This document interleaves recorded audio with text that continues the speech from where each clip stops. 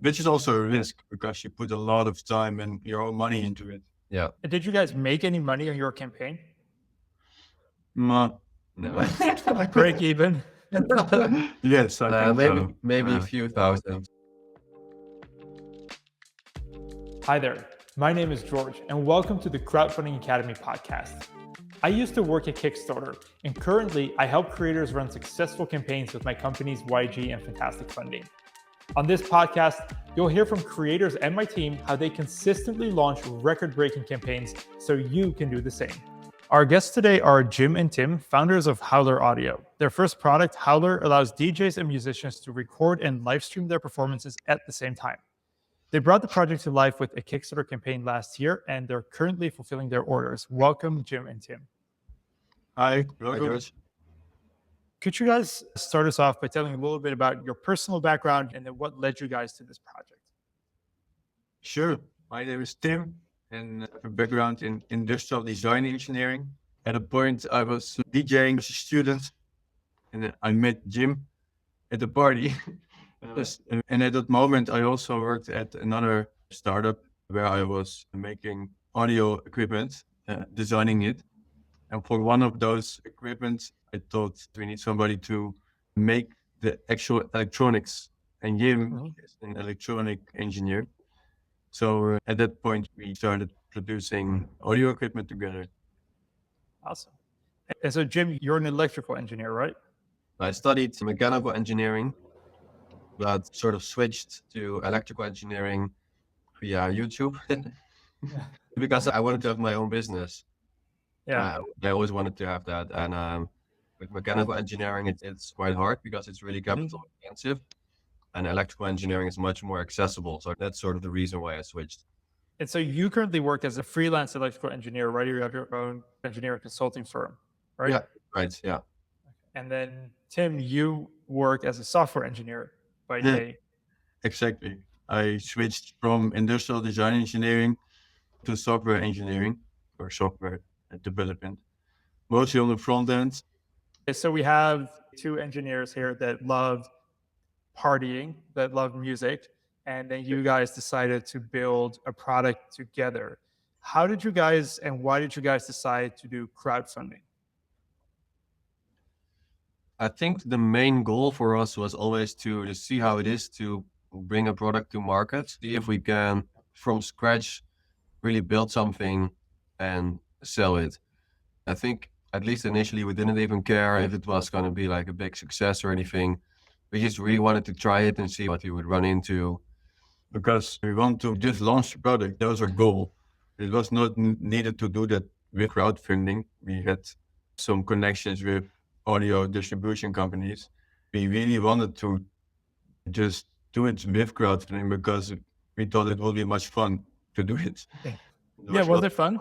Yes. Oh, yeah. Yes. Yeah. It really was. It was hard work, Yeah. but also a lot of fun. Yeah. A lot of things we learned. And yeah, it was really fun. It's nice to see all the exciting people that backed us, and they're still super involved and sending messages, emails, also sharing their own stories. So that's super nice. That's one of the cool things about crowdfunding, right? Like where if you just sell something through a distributor or whatever, you'll never hear from anyone who's using your product unless they're super unhappy and they want a refund. But then with crowdfunding, even without sending a product, you get all these people supporting you and sharing their journeys with you. You said you learned a lot. What are some of the things that you learned? Well, just saying for sure that everything takes about 10 times as much time as you think. I sort of knew that, but yeah, like really making something from scratch and doing everything, not just the electronics, but also the enclosure and the design and everything. Yeah. There's so many times where you change one part, but it sort of trickles down to all the other parts, and then you have to do complete new revision and change something on the PCB, and then you also have to order a new enclosure because you really want to be sure it fits exactly, stuff like that. And a thing I learned because I created the page together with another graphic designer. We thought, oh, let's make it nice looking, and then we just put it online, and then we thought we just have a couple of friends and family, and we let everybody know that we are live, and then people come on this page, and then our project will be funded. I think I learned a lot is that no, it doesn't work really like that. Yeah. Still, you have to get people on your page. How Yeah, good you really need a strategy, Yeah. and you need advertisement as well. Yeah. Yeah, the big learning for you, Jim, was that the tech takes way more time than you think because you're doing everything from scratch. And then for you, Tim, your big learning was you can build a nice page, but that doesn't really mean anything yet. Like you need an advertising strategy behind it and getting traffic onto the page. Otherwise, still nothing will happen. Yeah, exactly. Knowing what you know now, had you known it at the start, would you still have done it?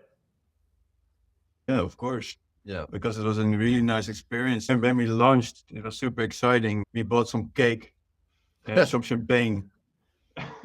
And then you can see like the numbers, people backing, and that was so much fun. Just see it and then, okay, people are actually ordering it. Like, and this was really amazing.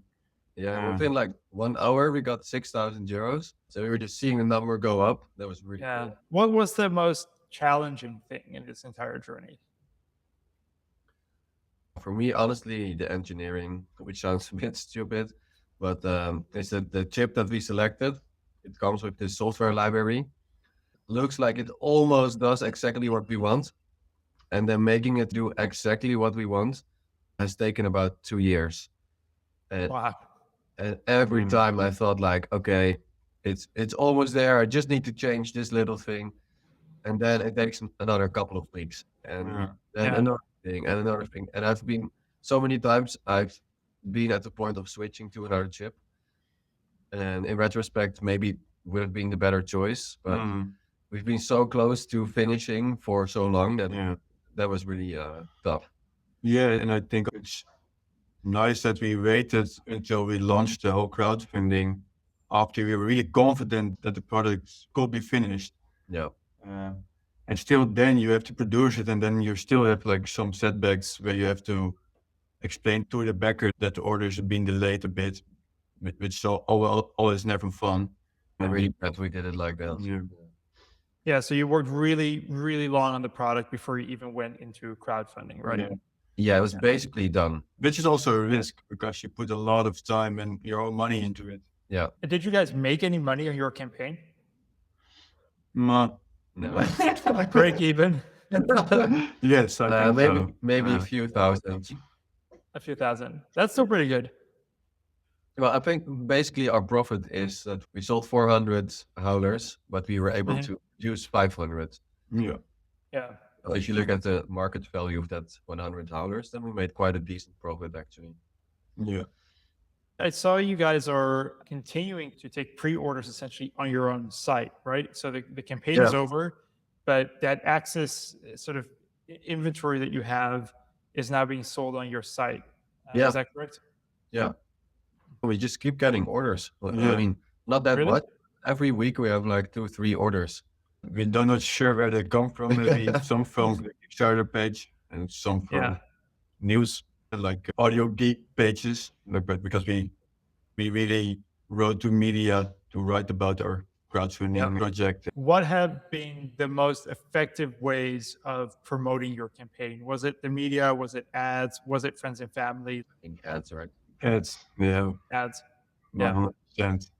It works really well because I think we have a typical niche product. It's aimed at DJs that want to record or live stream their live DJ sets to their phones. They can just read the ad and then act on that immediately. So I think that was the best way to go. We helped run some of those ads for a while. Were there certain things about the whole ad process that you found surprising? I think the pixel thing. The favorite pixel? Yeah, I really like how that works. Like the pixel learning about our customer. And then at a point, it the whole pixel engine picked it up and then just knew what our right customer was and then send those ads to those profiles. And then we just saw like the conversion going up. Yeah, one of the great things still about Facebook's ad platforms that they know so much about people, and the system just learns so quickly. Even in a niche like yours, like, learns who those people are and goes after them so efficiently. Kickstarter has recently seen quite a few improvements to the platform. They have actually introduced the Facebook Pixel as a feature now. That used to not be the case. They're adding images to rewards. What would be the top 3 things that you would like to see out of a platform like Kickstarter if you could design their products? Yeah, I think that the tracking was lacking quite a bit, right? So Yeah. so that's fixed now, if I understand correctly. Other payment methods besides credit cards. Yes, there was one big issue was Because of the European payments? exactly not everyone has a credit card. So then they contact, I really want to back you, but I don't have a credit card. Is there Yeah. another way? Especially since PayPal is apparently also not a great payment method for crowdfunding. So we resorted to sending payment links or just asking them to transfer it to our bank account. Yeah. That's a very specific, but a very big issue, I think, for people who are not based in credit card countries like Europe. And then because your community, obviously your friends and family and everything is in a country that doesn't really have credit cards, the default payment option, Yeah. that makes it harder to raise from your local community. And also, I saw you guys are using a service called Pledgebox, right? For your pledge management. How's that working out? Yes, we use it for 2 things. One is to let people like our backers put in their shipping addresses, and we approached our Kickstarter that we still have to collect shipping fees because we didn't know beforehand how much the shipping fees will cost. So that's why we postponed it. Yeah. And do you like Pledgebox? It's difficult because I don't have anything to compare to, really. Yeah. But I do like that it connects with Kickstarter and then it syncs with your backers there. I think it works. The tax calculation is annoying. Yeah, the tax calculation is annoying. That doesn't work. What are the taxes that you need to charge? Because you're obviously a European business, you have a lot of backers in Europe. How do you manage that whole process?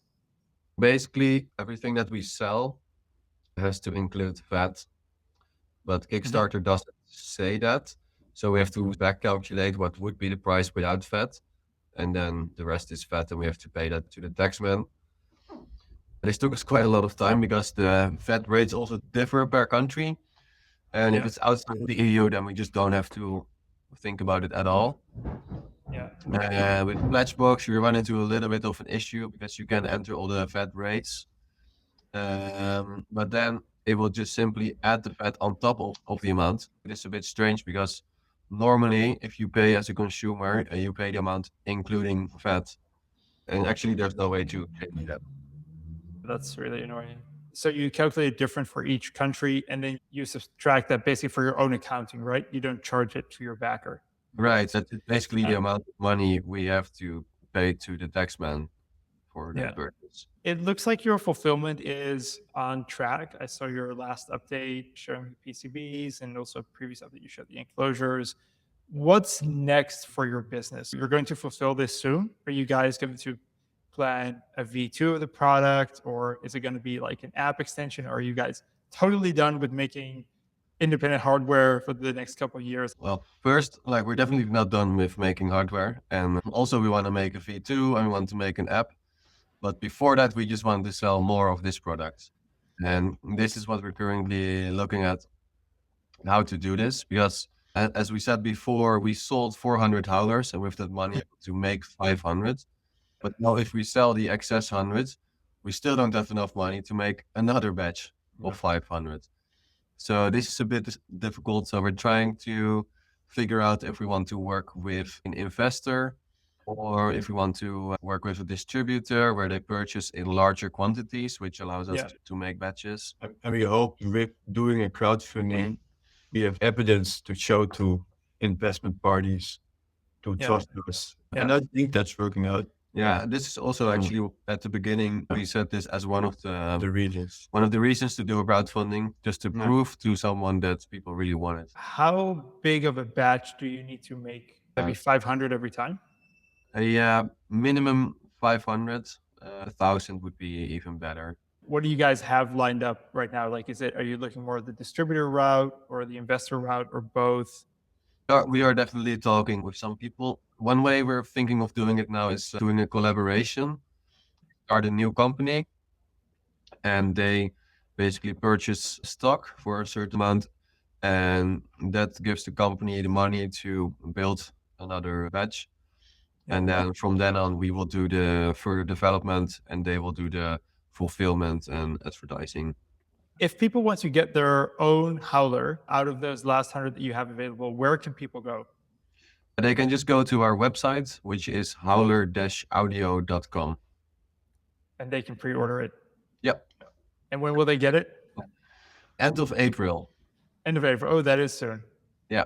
That is super soon. Okay. Well, guys, thank you so much for your time. I'm going to let you go because I imagine you have a lot of soldering and assembling and work to do. Howler-audio.com is where you can get your own howler. They have. How many do you have left? 15, I think. Yeah, a bit more, but yeah. Okay, about 50. So be quick if Yeah. you want to get your. Amazing, guys. Thank you so much for your time. I really appreciate it.